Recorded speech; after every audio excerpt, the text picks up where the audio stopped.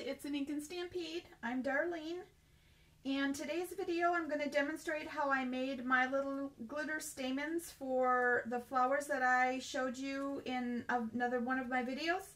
I'm going to use a few different colors of glitter today and a few different ideas, but we're going to start out with the melting pot, and then I'll give you a couple of other ideas of what I've done. So you want to get your melting pot out, and you want to put it on the setting for the ultra thick embossing enamel, and I'm just going to pour a little bit in today just for a demonstration, so I won't be making any more today. But you want to pour just a small amount in. I'm just using the clear. Replace your lid and set that aside. That'll start warming up. I always use my craft sheet when I'm using anything with the UT because it's real hot. And it's better if it doesn't stick on this surface. The first thing that I want to show you is what I used is the basic twine. And I use twine from Stampin' Up! And any of the other companies have some really cool colors right now. I experimented with this brown more for the upcoming fall season, and I used a copper glitter. And they come out really pretty. It goes really well with any of the cardstocks that are out there. But what I'm going to show you first, while the UT is melting, is I'm just going to start out with the white baker's twine from Stampin' Up! That's what I used on this blue flower. Just the white, and I had some real pretty turquoise glitter. So what I do is cut a piece of twine about, I'd say this is about 1 1/4 to 1 1.5 long. And while the UT is warming up and melting, I'm going to show you how I do it with glue. If you prefer not to have a melting pot in the UT, it takes a little longer for it to actually set up and dry, but it works really well. So I use the Scotch Quick Dry Adhesive, and I also get a container of glitter out, and I'm going to use black for this. Hopefully you'll be able to see it better. I'm trying to pick some colors that will work really well. Let me show you. Here's some black ones that I did, and I'll show you how I put them into the pink flower in a few minutes. So we'll make another black one. And I just take the end. Usually it's cut pretty clean when you use your scissors. And I just take the glue, and as I put a gob of glue on the end, I spin the twine, and it comes to a nice little point just like a stamen would. Sometimes they're irregular, and that's what I like about it. Then I immediately dip it into and roll it around into my glitter. All right, I brought you in a little bit closer for a little bit more of a detailed look here. We're going to do another one. You put the glue on the end, and as I put a little bit of glue out, I start to spin that twine around till it meets the glue where I started, and then pull it out to the end. You can add a little more and spin it again. Let the glue make its own pattern. But you can see that it has a nice little point on it, and it comes naturally from the glue and the twine. Then just dip it in your glitter, roll it around. You can also put it on a piece of paper and pour the glitter on, whatever works best for you. If you have a little bit of glitter here, don't worry about it right now. Just let it dry, and then it'll brush off afterwards. Lay it on your craft sheet. This is still a little wet, but we'll go do the other one just so that you can see how I do the other side. I would wait another couple of minutes before I did the second side normally. Then again.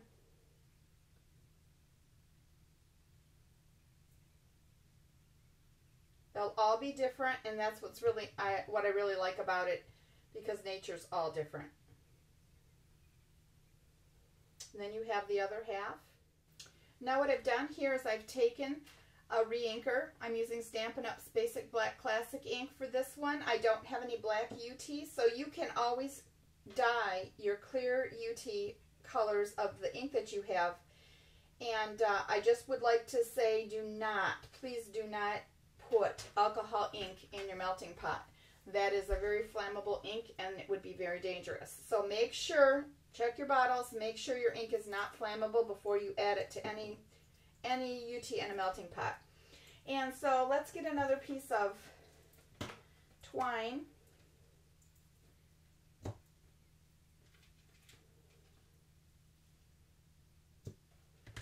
And we'll show you how, when you have the one that's clear, which looks really pretty just like it is, you can also come back in if you would like, and you can just dip the tip of this very carefully and hold it and let it cool. You lightly blow on it, and you can see that you get a clear with a black tip, which is gorgeous inside any of your paper flowers. Wouldn't that look pretty in there? So that's one with the clear and the black, or just black all the way, or any other color, but I'm going to do black right now. What I like about this is, for example, I don't think that's large enough, so I can always go back in once it cools and dip it a little bit more, and it builds upon itself. I hold it down,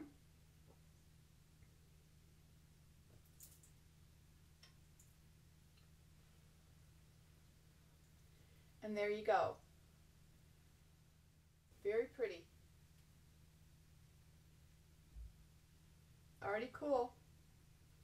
So there you go. That's how you make stamens with UT. And let me cover this up and I'll show you how I attach them to my flowers. Move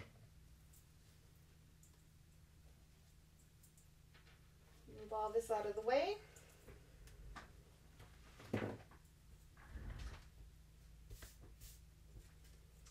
So I have these 3 glitter stamens that I had before. And I always just kind of line them up in my hand. I'm going to take a piece of wire. You can use thread, or you can just feed them through on your own and pull them through with tweezers, but sometimes it's easier if you have something to thread it through with. So I take the wire and pull these in half. So you can see that they're going to be like this. You can still adjust them once you get through the back of the flower. Then I just thread my wire ends through and pull them as far as I want them to be. Of course, you'll take this off. This wire threader can be used many, many times. And then as I showed you in my previous video on making this flower, I just spread these apart and put glue and finish up the process. Glue them down and finish up the process. But I thought you might like to see how to do these. Hope you'll try them. Here's your enamel one. So these are my 2 favorite ways to do it. One is with the colored UT, or the clear and then have the colored and do the tips. And then this type of glitter with your quick dry adhesive, but certainly these work great too. Depends on the look that you want.